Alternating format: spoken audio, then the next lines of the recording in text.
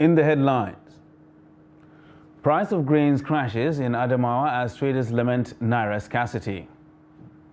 3 killed as 2-story building collapses in River State. Jigawa governor names Muhammad Hamim as new emir of Dutse. And on the foreign scene, Pope Francis makes final appeal for peace at end of South Sudan trip. Hello and welcome to Trust TV News Update. I am Ibrahim Yusuf.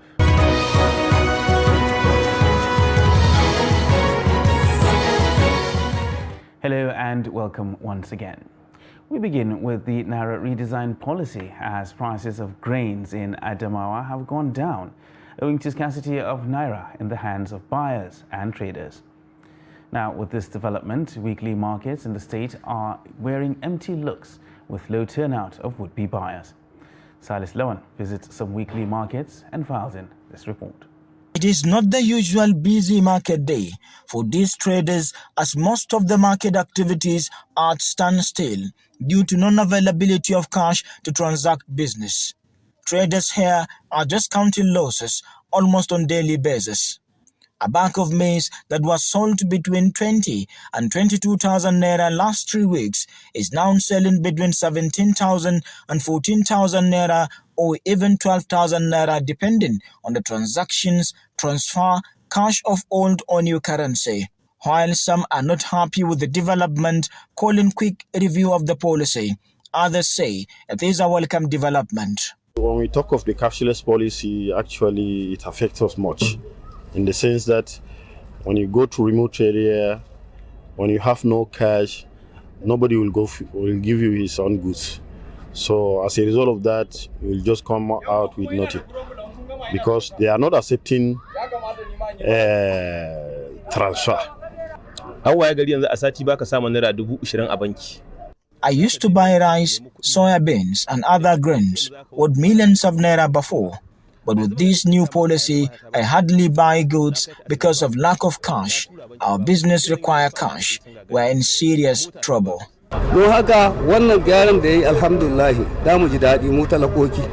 For me, this policy is good, and it will never come at a better time than now. May Allah bless President Buhari for implementing the policy. We are now buying foodstuff at lower price. Transporters also have their own side of story as regard to challenges and new wave of hardship caused by the CBN Naira redesign and cashless policy. This policy has brought actually nothing to us but untold hardship. We don't like it. Our businesses are on standstill. If really they want our votes and peace of this country to continue, let them review the policy. They said we have to be cashless society. What have they put in place to achieve that? Some passengers will come here and suggest making transfer, but the network is not there. If you go to ATM for withdrawals, long queues, fuel stations, queues, I don't understand. Although Central Bank of Nigeria said the redesigned denominations of 200, 500 and 1,000 naira notes and new limit on the large withdrawals is aimed at curbing money laundering, observers say the timing is wrong. From Yola, Salis Lawan, Trust TV News. And as Gombe residents battle scarcity of the redesigned Naira notes, the Central Bank of Nigeria has met senior officials of commercial banks operating in Gombe State. Speaking to newsmen, CBN Deputy Governor, Financial Markets, Aliyu Ashuru, said the meeting with commercial banks is to ensure smooth circulation of the newly redesigned Naira notes across the state.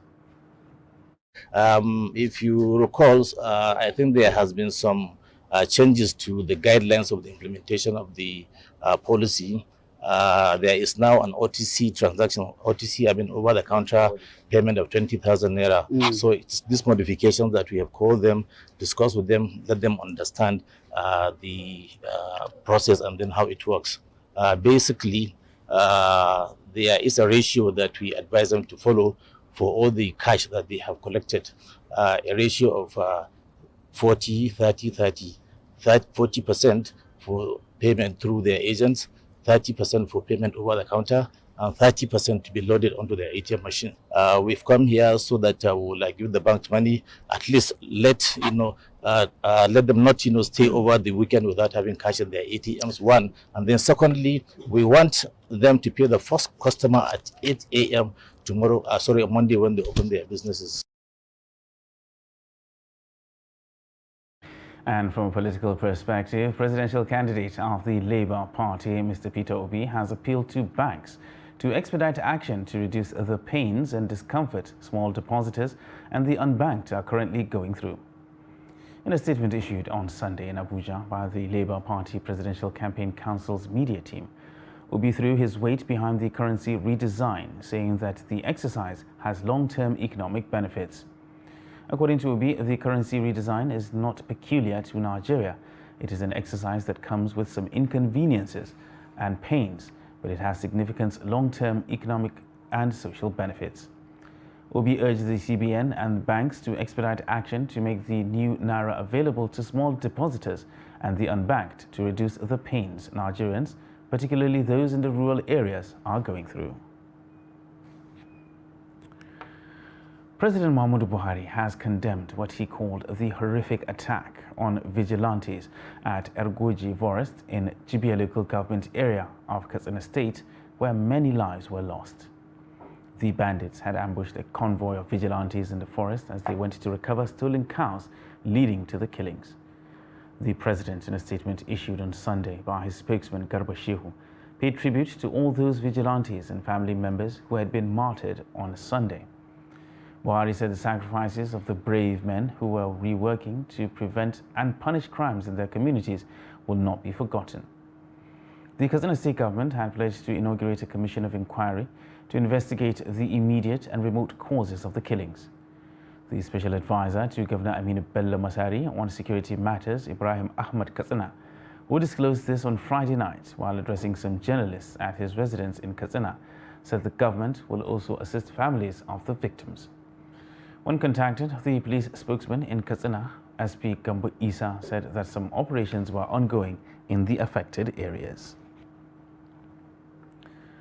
Meanwhile, at least 3 persons are feared dead when a building under construction caved in along Isiu Road, Mbodo community in Ikwere local government area of Rivers State.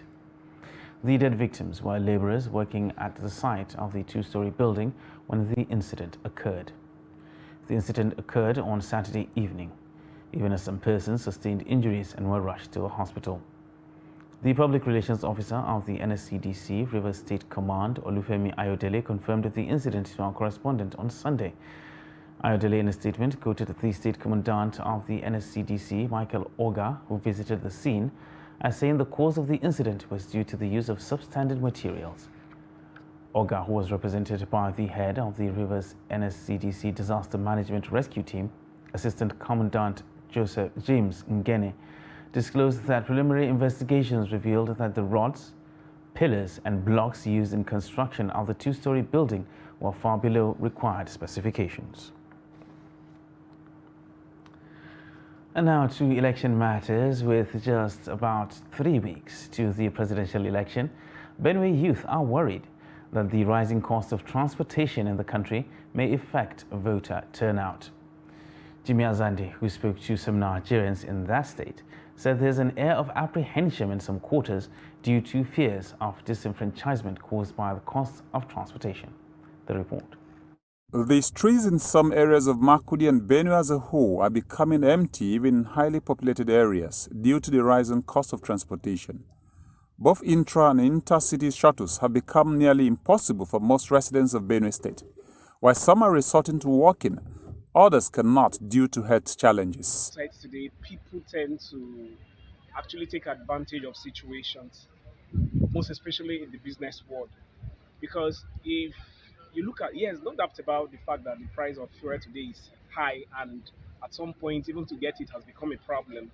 But then you discover that people in the business world tend to take advantage of this situation.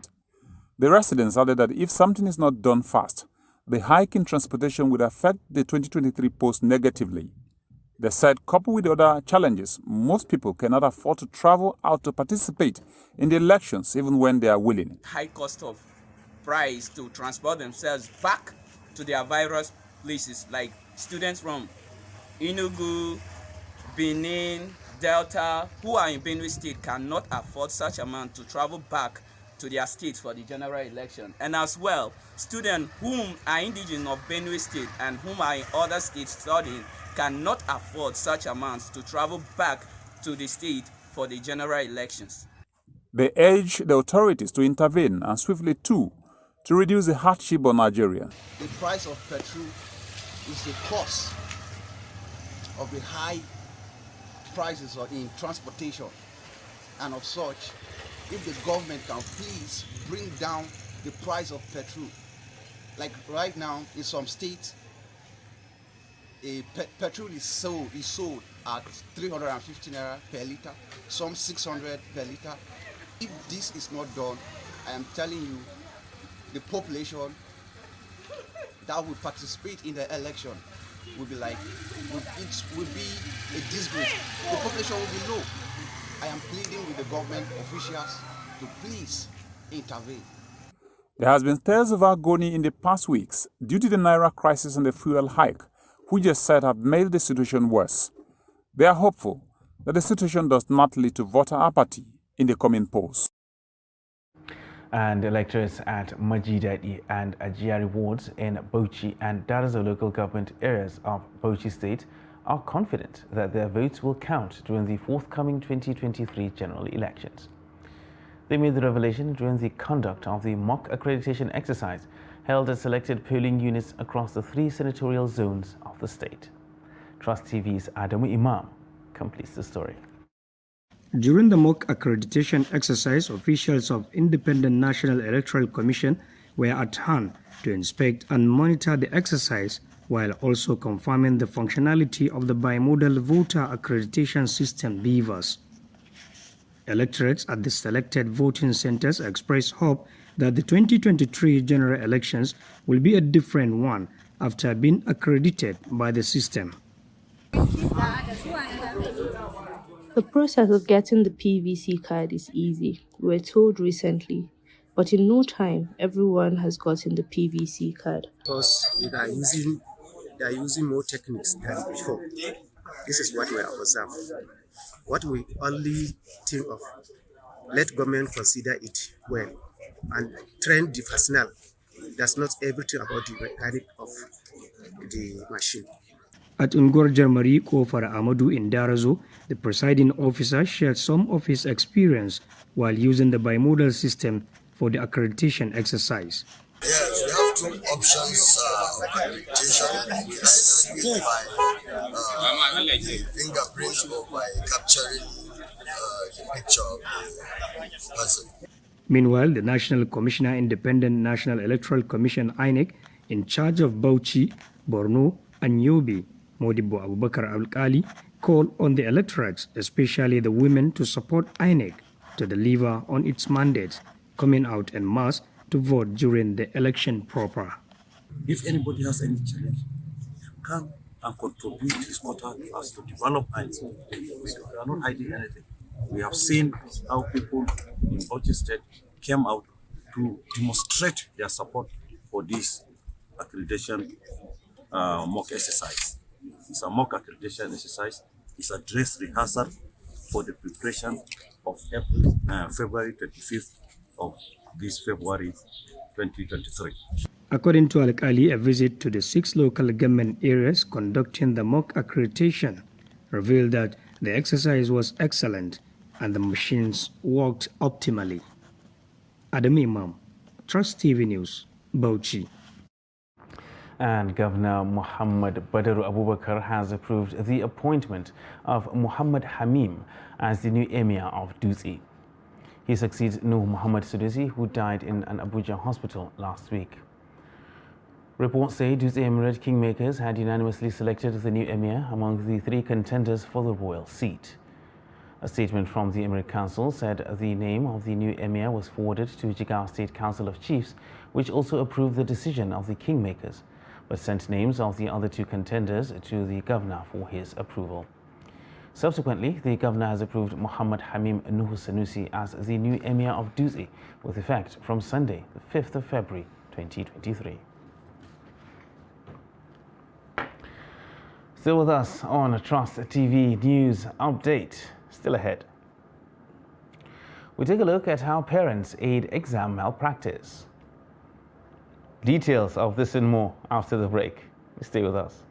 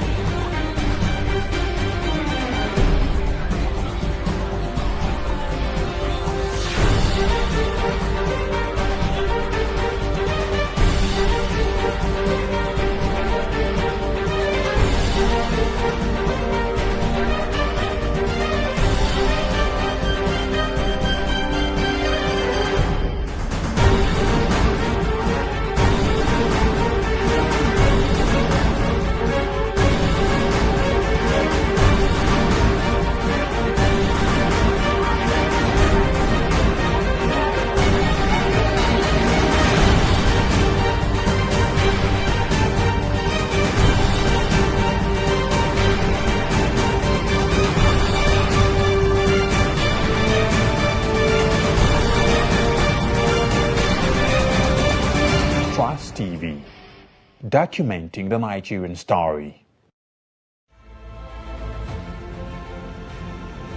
Now, as part of efforts to support Africa's goal of strengthening... Now, looking at the activity chart, as you can see right here, a total volume of 130... Inherited a Boko Haram crisis that at that time was restricted to Yobe.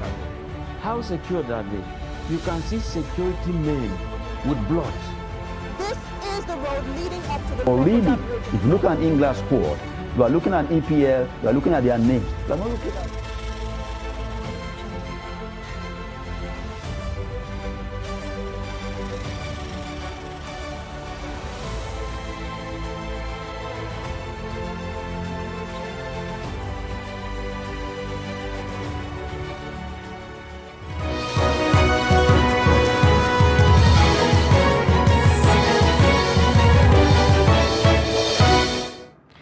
Welcome back, and thanks for staying with us on Trust TV News Update. Now let's take another look at our top stories. Price of grains crashes in Adamawa as traders lament naira scarcity. And 3 killed as 2-story building collapses in Rivers State. Now moving on to other news. The Socio-Economic Rights and Accountability Project, SERAP, has filed a lawsuit against the Senate President Ahmed Lawan and Speaker of the House of Representatives Femi Gbajagbiamila over the National Assembly's budget. SERAP Deputy Director Kolawole Oluwadare disclosed this in a statement on Sunday, saying the suit became necessary following their failure to cut the unlawful National Assembly budget of 228.1 billion naira, including the 30.17 billion naira severance payments and other inauguration costs for members. In the suit, defendants are President Muhammadu Buhari, the Attorney General of the Federation and Minister of Justice Abubakar Malami, and the Minister of Finance, Budget and National Planning Zainab Ahmed. He stated that the suit followed the move by the National Assembly to increase its 2023 budget from 169 billion proposed by President Muhammadu Buhari to 228.1 billion naira. While the approved budget shows an increase of about 59.1 billion naira, the country's budget of 21.83 trillion naira is based on a 10.4 trillion naira revenue and 11.34 trillion naira deficit. The Rights Group wants an order restraining the stopping of Minister of Finance, Budget and National Planning Zainab Ahmed from releasing to the National Assembly the budget of 228.1 billion naira until an impact assessment of the spending on access to public goods and services and the country's debt crisis is carried out. Now, the growing rave of malpractice during senior secondary school examinations have been attributed in part to parents who are said to be aiding their children and wards to indulge in the act. Such aid and abetting comes in the form of outright purchase of results, paying for others to sit for their kids, and as well as bribing examiners to make up for the inadequacies of their wards.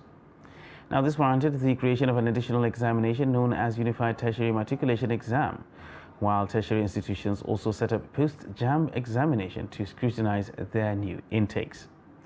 Hamid Uyegbadi reports that the unwholesome practice still continues in spite of these measures put in place to prevent it. His report. Examination is formal test of a person's knowledge or proficiency in a subject or skill. Schools hold examinations to assess the capacity of students in their various courses. External examinations such as NECO and WAEC are conducted by bodies saddled with such responsibility. These examinations are among the prerequisites to qualify for admission into institutions of higher learning. However, students with academic deficiency go extra miles to pass the senior secondary school external examinations by all means.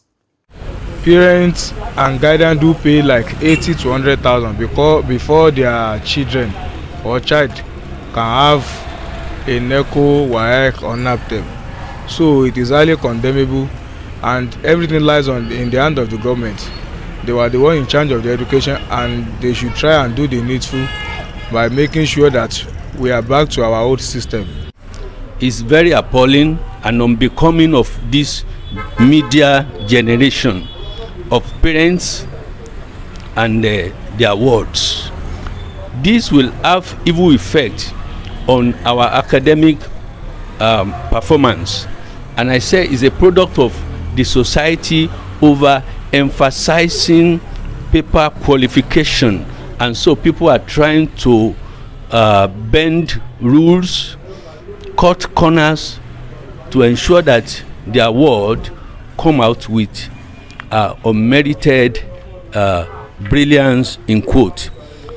They should provide home teachers so that it will help the children. When what they taught them in school, they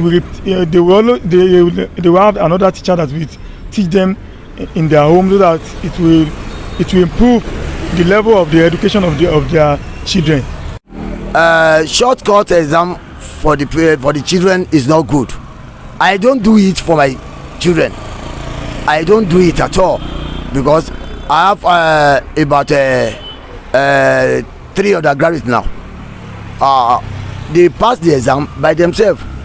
Stakeholders say government and relevant agencies must re-strategize in order to guard against examination malpractices by those examined at the senior secondary school level, to ensure that those seen to have passed such tests are truly qualified to move to the next level of their education. Hamid Uyegbadi, Trust TV News, Osogbo. And as part of efforts to cushion the suffering of the citizens of Delta State following the fuel scarcity across the nation, the government has inaugurated a product monitoring team to deal with the challenge. The team, which has started its assignment, visited some filling stations and cautioned against dispensing the product above the government-approved pump price. During the team visitations to some filling stations, it was discovered that some stations fixed their pump price at 400 naira per litre, quite above the official selling price. The Delta State Product Monitoring Team appealed to petrol stations to avoid hoarding the product. But as a state, we feel the pains of Deltans, and we must do something to alleviate those pains, with the marching order from His Excellency the Governor, to ensure that petrol or PMS is accessible, affordable, and available. We want them to be accessible and available to our citizens at the price as pronounced by the federal government, the prevailing rate. We want to appeal to citizens to remain calm. Government is not resting on us. We know that the primary objective of government is to protect lives and properties.